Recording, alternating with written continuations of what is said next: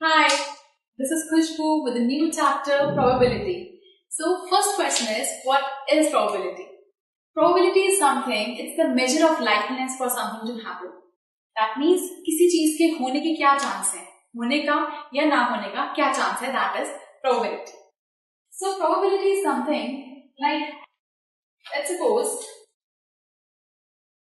probability of an event, किसी भी चीज की probability बेसिकली क्या होती है? Number of events upon total number of events. किस चीज का होना या ना होना आप उसको निकालते किस तरीके से? नंबर ऑफ आउटकम्स आपके, number of events upon total number of events. अब सबसे पहले let's suppose this is a snooker board. मान लेते हैं इट्स अ स्नूकर बोर्ड. यहाँ पे डिफरेंट डिफरेंट कलर्स की बॉल्स हैं. This is the black board. This one the green ball,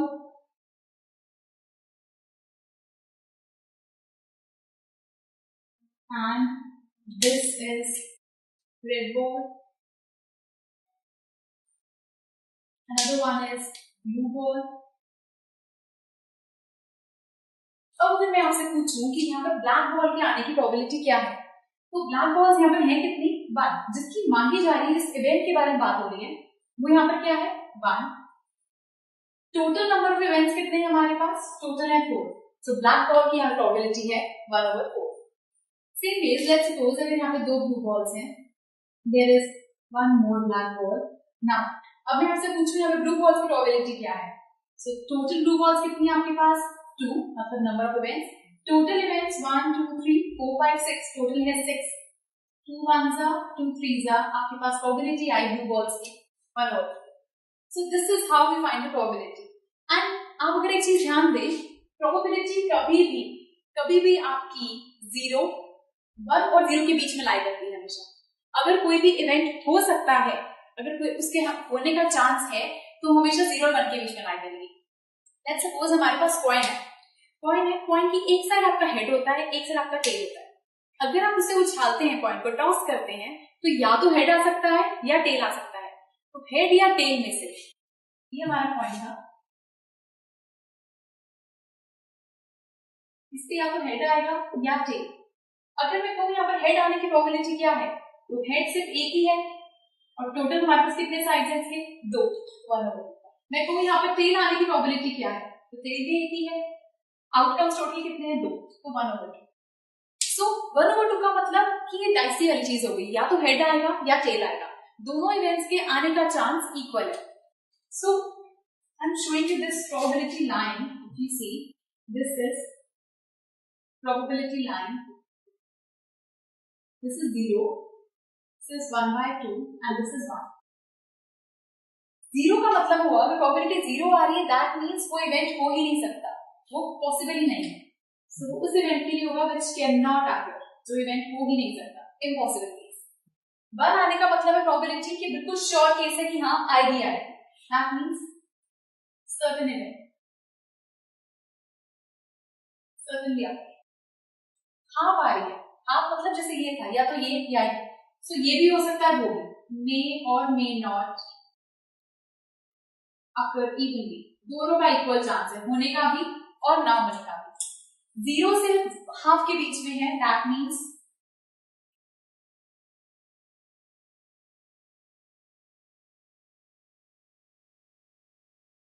unlikely. This is likely. So, इस वाले केस में चांस ज्यादा होगा इसका, लेकिन इस वाले केस में इसका चांस कम होगा. So remember one thing, probability आपकी हमेशा लाई करती है between 0 to 1, किसी भी इवेंट की probability. And 0 आ रही है, that means वो इवेंट हो ही नहीं सकता, वो impossible केस है. 1 आ रही है तो for sure केस है कि हाँ यही आएगा. But नेगेटिव कभी नहीं हो सकती है आपकी probability. And आपको ये चीज ध्यान रखना है, अगर आपने एक इवेंट की, let's suppose किसी इवेंट की probability PE है, इसके होने की प्रोबेबिलिटी PE है, probability of happening an event, but ना होने की निकालनी हो तो हम क्या करेंगे? अगर मुझे ना होने की निकालनी है that this event does not occur. So कैसे निकालेंगे probability of E बार, होने की probability को अपने बदले से माइनस कर दिया, तो आपके पास आ जाएगा इसके ना होने की probability क्या है। अगर लेट्स सपोज एक कॉइन के अंदर अगर हम कॉइन टॉस करते हैं, कहते हैं हेड आने की प्रोबेबिलिटी इज 1/2, तो टेल आने की क्या है, तो टेल आने के लिए अगर आप 1 में से 1/2 को माइनस कर देंगे आपके पास टेल क्या जाएगा। So, दो इवेंट्स के एक ही केस में दो इवेंट्स का सम, प्रोबेबिलिटी का सम इज ऑलवेज 1। जैसे इसी केस में प्रोबेबिलिटी हेड आने की प्लस प्रोबेबिलिटी टेल आने की will always be equal to 1। हमेशा एक केस के लिए हमेशा 1 आएगी। लेट्स सी, देखते हैं 1/2 प्लस 1/2, ये आपके पास क्या आंसर है, 1 प्लस 1/2 मींस 2/2 मींस 1, कैंसिल करके आपके पास 1 ही आया है। एक पर्टिकुलर केस की बात हो रही है, वहां पर आपके उनके केसेस को ऐड करेंगे तो आपके पास प्रोबेबिलिटी 1 आएगी। Now let's move on to the first question, which is question number 2 from exercise 15.1, page number 308 from NCERT. The question is, which of the following experiments have equally likely outcomes? Equally likely outcomes किसके हैं और हमें explain करना है। So the first case is, a driver starts a car, attempts to start a car. The car starts or does not start.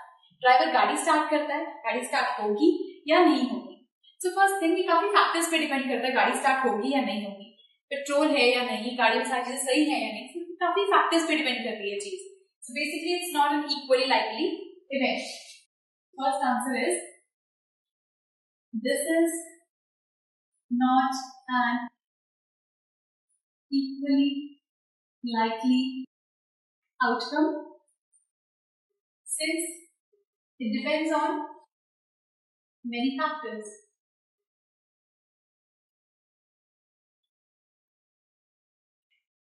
Next में आपसे पूछ रहा है, a player attempts to shoot a basketball. एक player basketball shoot करता है, she or he shoots or miss the shot. अब वो शूट कर पाएगा या नहीं कर पाएगा, अब डिपेंड करता है वहां पर लड़का है या लड़की है, दोनों की एबिलिटी अलग अलग है।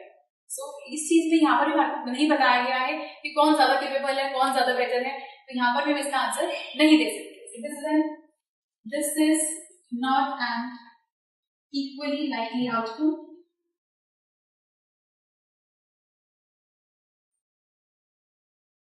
Since the boy and girls ability is different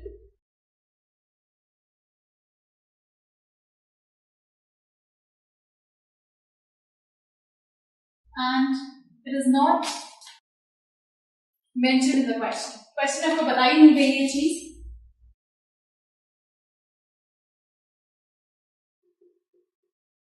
Third part, a trial is made to answer a true-false question.